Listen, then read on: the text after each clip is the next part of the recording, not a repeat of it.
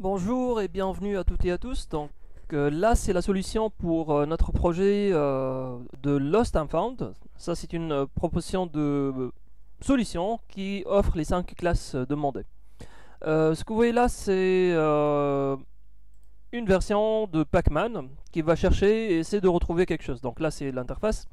J'ai choisi de rajouter une caméra qui va offrir la map. Et je vous montre rapidement c'est quoi les éléments qui existent. Alors, le premier élément c'est le Pac-Man Singleton. Donc ça c'est une classe qui va tout simplement enregistrer l'instance unique de Pac-Man. Là c'est une variable Pac-Man privée, une autre qui va être publique et le reste c'est inspiré du projet de Asteract. This c'est au lieu d'avoir un new donc nom de Pac-Man Singleton comme ça. En fait, peut-être que ça c'est pas toléré sous Unity parce qu'il y a déjà une instance et on écrit tout simplement this et ça marche. Donc ça c'est le singleton. La chose suivante c'est le Pac-Man controller, ce qui permet en fait de déplacer notre caractère. Et voici le script. Donc ça c'est le Pac-Man controller, il va référencer le Pac-Man singleton. Il va se déplacer grâce à un rigid body, il y a le speed, il y a combien de points on a touché.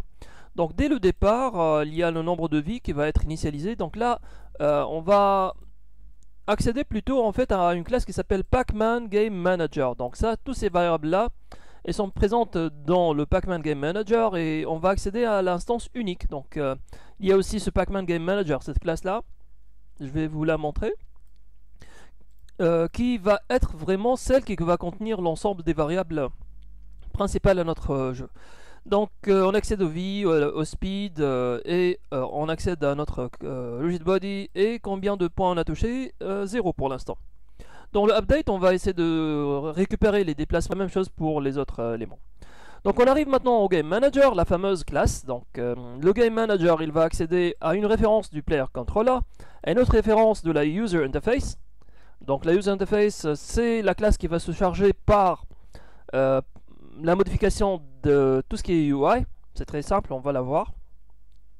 Et après, il a une liste des éléments, des points gros, ce sont des game objects, une liste des petits points et un bonus. Et il possède aussi les 3 références aux scriptable game objects qui vont être les big points, le small point et le bonus point. Donc ça, c'est les différents scores, on va les récupérer selon les différents types de scriptable game objects. On décrit des variables avec des getters et des setters pour les lives, speed et score. On décrit aussi le nombre de points collectés. Donc ça va être comptabilisé selon combien de points on a dans ces deux éléments, les petits et les gros points. Donc on crée aussi un singleton par ici. Dès le départ dans Awake on définit des valeurs et d'initialisation et on calcule aussi combien de points on a gagné. Donc on va se dire le length par ici, le length par là. Et en fait, si on va les récupérer, donc ça sera dans les points list, donc les big points par exemple, ça c'est la liste. Et vous verrez qu'il y a toute cette liste là. Et j'ai un élément par ici qui s'appelle Game Manager qui contient un peu ce script là, Pac-Man Game Manager.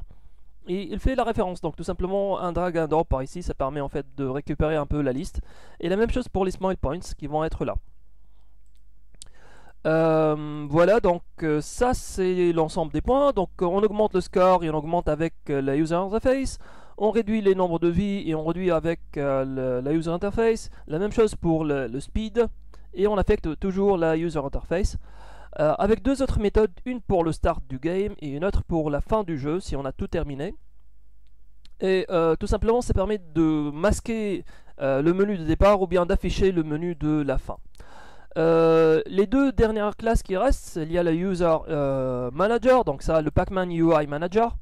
Elle contient 3 références à des textes publics, quand on fait référence c'est par ici, donc il y a ces 3 références là. Ça c'est le script et tout simplement un drag and drop par ici, ça permet de récupérer un peu le UI du score qui est par ici. Et voilà, donc on initialise les valeurs. Les valeurs par ici, le score est à 0, mais les valeurs de vie ou bien de speed, ils sont en fait calculés en fonction des valeurs en provenance toujours du Game Manager.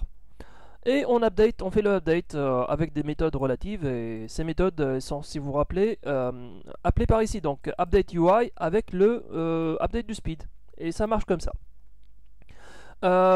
tout simplement dans le Game Manager il y a aussi ces trois références là pour des Scriptable Game Objects, Pacman Win Element SO, et le voilà. Donc les Pacman Win Element SO ça hérite d'un Scriptable Game Object comme vous voyez là, et ça contient l'asset, en fait, l'image qu'on va avoir pour cet élément, combien de points on va gagner, et le nombre de points qui sont une énumération parmi trois types, small, big ou bien bonus, et le type qu'on a entre les mains. Alors ça c'est dès la création d'une instance d'un Pacman SO dans le constructeur, on va définir si selon le type c'est un small ou bien un big ou bien un bonus, différentes valeurs.